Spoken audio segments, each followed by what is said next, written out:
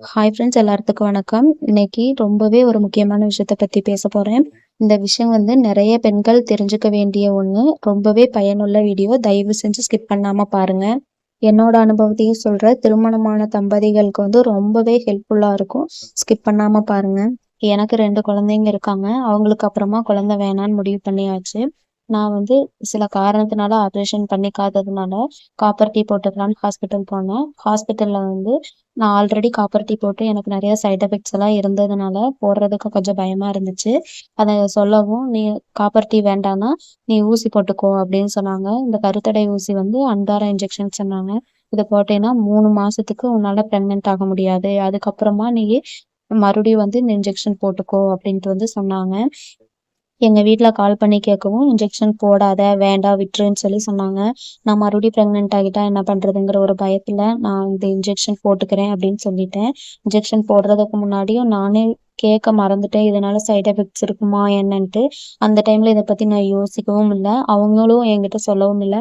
இந்த இன்ஜெக்ஷன்னால இந்த side effects எல்லாம் இருக்கும், உனக்கு இஷ்டம்னா போட்டுக்கோ அப்படின்ட்டு ஒரு வார்த்தை கேட்டிருந்தாங்கன்னா அப்போ நான் இந்த இன்ஜெக்ஷன் போட்டிருந்திருக்கவே மாட்டேன்.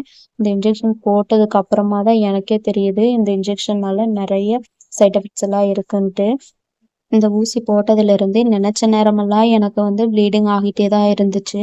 ஒரு சில டைம் எனக்கு ஸ்பாட்டிங் மாதிரி இருக்கும். ஒரு சில டைம் அதிகமா வர மாதிரி இருக்கும். மார்னிங் டைம்ல தூங்கி எந்திரிச்சா கொஞ்சம் அதிகமா வர மாதிரியே இருக்கும்.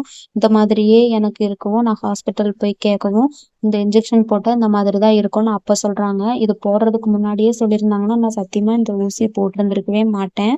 அதனால யாருமே இதை பத்தி தெரிஞ்சுக்காம போடாதீங்க. இந்த இன்ஜெக்ஷன் போட்டதுக்கு அப்புறமா நிறைய பேர்த்துக்கு பீரியட்ஸே வரதில்லை அப்படிங்கிற மாதிரி நான் கேள்விப்பட்டிருக்கேன். இதோட எஃபெக்ட் 3 மாசம் தான் சொல்றாங்க. ஆனா பீரியட் இர்ரெகுலர் ஆகி நார்மல் ஆகுறதுக்கு 2 வருஷம் கூட ஆகும் அப்படிங்கிற மாதிரியும் சொல்றாங்க. ஆல்ரெடி என்னோட உடம்புல ரொம்பவே ஹீமோகுளோபின் லெவல் கம்மியா இருக்கு.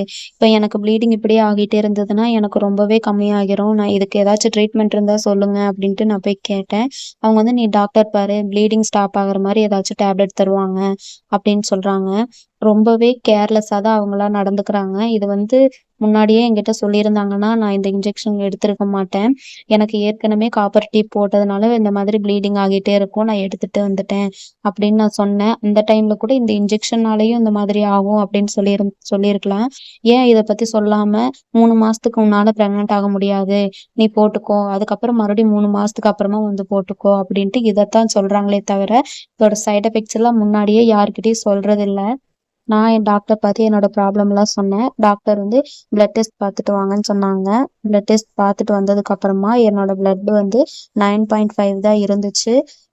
ப்ளீடிங் ஸ்டாப் ஆகுறதுக்காக டேப்லெட்ஸ் மட்டும் கொடுத்து 5 டேஸ் சாப்பிடு அப்படின்னு சொல்லி கொடுத்துட்டாங்க. நானும் அதுக்கப்புறமா 5 டேஸ் இந்த டேப்லெட் சாப்பிட்டேன். ஆனாலும் எனக்கு ப்ளீடிங் ஸ்டாப் ஆகல. நான் இந்த இன்ஜெக்ஷன் போட்டு 1 மந்த் ஆகுது. ஜிஹெச்ல தான் போட்டேன். போட்டதுல இருந்து இன்னுமே எனக்கு ப்ளீடிங் ஆகிட்டே தான் இருக்கு. லேசா லேசா வந்துட்டே தான் இருக்கு. எப்போ ஸ்டாப் ஆகும், இன்னும் எவ்வளோ நாள் ஆகும்னே தெரியல. இன்னும் 2 மாசம் இருக்கு. அதுக்கப்புறம் தான் தெரியும் எனக்கு இன்னும் ஆகுதா என்னன்ட்டு. என்னோட பீரியட் சைக்கிள் கரெக்டா ஆகுறதுக்கே இன்னும் எவ்வளோ நாள் ஆகுதோ தெரியல. எனக்கு ரெகுலர் பீரியட் தான், இர்ரெகுலர் பீரியட் இல்ல.